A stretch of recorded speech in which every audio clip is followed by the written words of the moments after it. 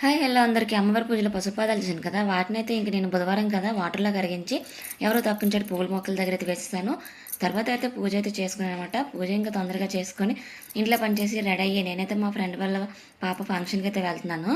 అయితే ఇంకా రైల్వే స్టేషన్కి అయితే వచ్చాము. నేను మా ఫ్రెండ్ వైజాగ్ నుంచి వెళ్తున్నాం అనమాట. రైల్వే స్టేషన్లో ఇంకా ట్రైన్ అయితే ఇంకా ఆఫ్ చేశాడు. నిన్న నుంచి ట్రైన్ ఆగిపోయిందని ఇంకా అక్కడి నుంచి ముర్రం అనుకుంటూ కాంప్లెక్స్కి వచ్చి బస్సు అయితే ఎక్కేసాము. ఫ్రీ బస్ అనమాట. ఫస్ట్ టైం అనమాట ఫ్రీ బస్ ఎక్కడం. ఇంకా ఆధార్ కార్డ్ చూపించి అలా మా ఫ్రెండ్ అనే వీడియో తీసుకున్నాము. ఫైనల్గా ఫంక్షన్ దగ్గర వచ్చేసాము.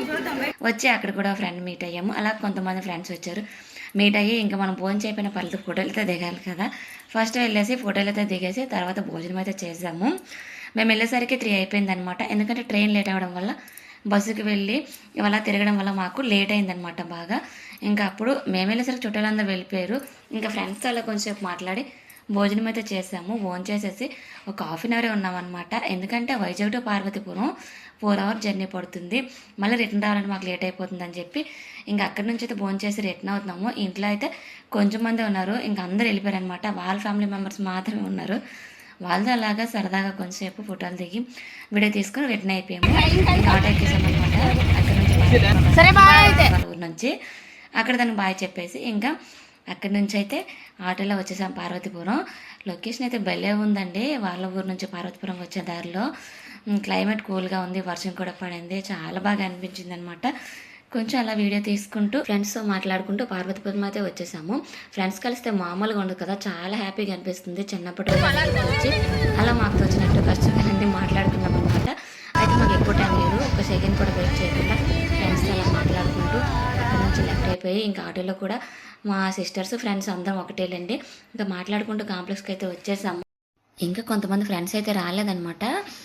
కొంతమందిని అయితే మా ఫ్రెండ్ ఇన్వైట్ చేయడం మర్చిపోయింది అనమాట. ఇంకా తను అడిగాను, ఇలా మర్చిపోయానని చెప్పింది. చాలామందికి మర్చిపోయింది, ఫీల్ అవ్వకండి, తన తరపున అయితే నేను చెప్తున్నాను. ఇంకా అక్కడి నుంచి కాంప్లెక్స్కి అయితే వచ్చేసాము. కాంప్లెక్స్ చూడండి, పార్వతీపురం కాంప్లెక్స్ అయితే ఎప్పుడు ఎంత ఫుల్గా చూడలేదనమాట. ఫ్రీ బస్సులో అవడం చాలా ఫుల్గా ఉంది. బస్సులో అయితే ఎక్కడానికి కూడా చాలా ఇబ్బందిగా ఉందన్నమాట. అంతమంది జనాలు అయితే ఉన్నారు.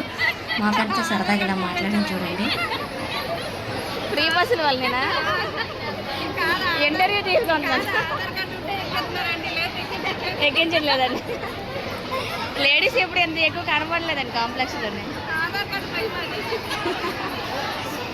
ఫ్రీ బస్సుల ప్రభావం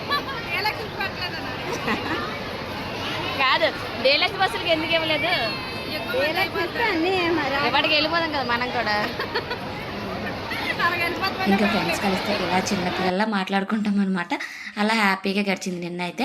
ఇదండి మా ఫ్రెండ్ వాళ్ళ పాప ఫంక్షన్ రోజు వీడియో అయితే. వీడియో నచ్చితే లైక్ చేయండి, సబ్స్క్రైబ్ చేసుకోండి.